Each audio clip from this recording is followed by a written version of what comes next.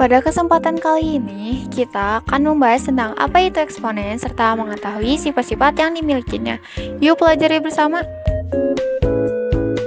Eksponen sering kali digunakan oleh para peneliti untuk memudahkan dalam menulis angka. Misalnya, ada seorang peneliti luar angkasa yang sedang melakukan pengukuran jarak antara bumi dengan Mars. Kalian tahu kan seberapa jauh jaraknya? Ya, jaraknya berjuta-juta kilometer. Nah, supaya mudah dalam menulisnya, maka para peneliti menggunakan eksponen. Jadi, jarak yang berjuta-juta tadi oleh peneliti ditulis dalam bentuk eksponen. Nah, seperti apa sih eksponen itu? Yuk kita simak penjelasannya bersama-sama. Apa sih itu eksponen? Sebenarnya materi eksponen ini sudah kamu pelajari di kelas 9 tahun lalu loh.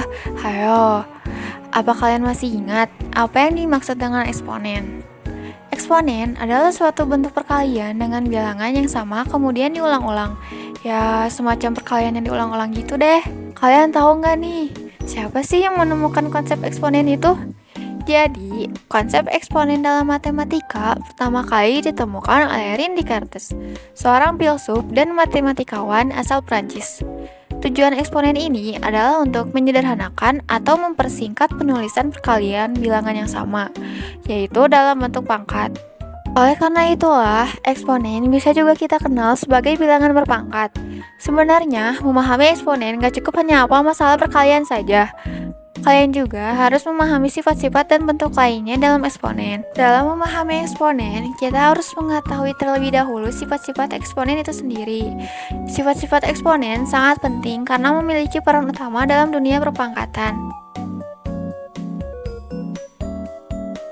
Yang pertama ada pangkat penjumlahan. Seperti yang kita lihat di sini, ada A pangkat M kali A pangkat N sama dengan A pangkat M plus N. Perkalian eksponen dengan basis yang sama, maka pangkatnya harus ditambah. Contohnya, 4 pangkat 2 kali 4 pangkat 3 sama dengan 4 pangkat 2 plus 3. Jadi hasilnya 4 pangkat 5. Lalu di sini yang kedua ada pangkat pengurangan. A pangkat M bagi A pangkat N sama dengan A pangkat M kurang N. Jadi, pembagian eksponen dengan basis yang sama, maka pangkatnya harus dikurang. Contohnya, 4 pangkat 5 bagi 4 pangkat 3 sama dengan 4 pangkat 5 kurang 3. Jadi, hasilnya 4 pangkat 2. Yang ketiga ada pangkat perkalian.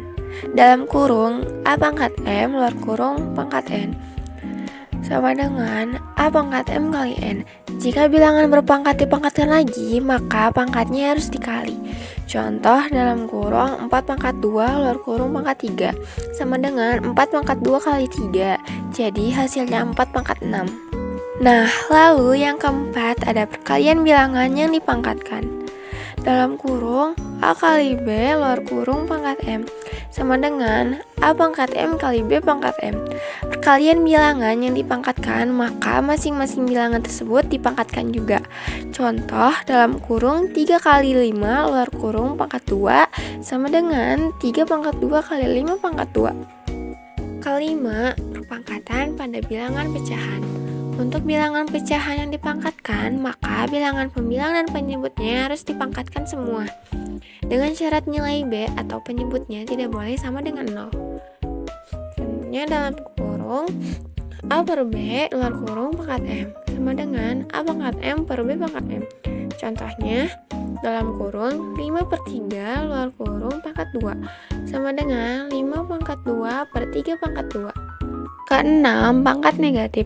Pada sifat ini, jika A pangkat N di bawah itu positif, maka saat dipindahkan ke atas menjadi negatif.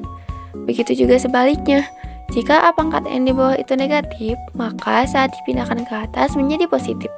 Kita lihat rumus dan contohnya ya. 1 per A pangkat N sama dengan A pangkat min N. Contoh, 1 per 4 pangkat 6 sama dengan 4 pangkat min 6.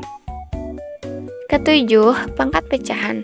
Pada sifat ini, kalian bisa lihat terdapat akar N dari A pangkat M. Nah, ketika diubah jadi eksponen, Akar N menjadi penyebut dan pangkat M menjadi pembilang. Dengan syarat nilai N harus lebih besar atau sama dengan 2, dalam kurung N lebih besar daripada angka 2. Kita lihat rumus dan contohnya ya. Akar N dari A pangkat M sama dengan A pangkat M per N. Contoh soalnya, akar 4 dari 3 pangkat 6 sama dengan 3 pangkat 6 per 4. Nah, yang terakhir ada pangkat 0.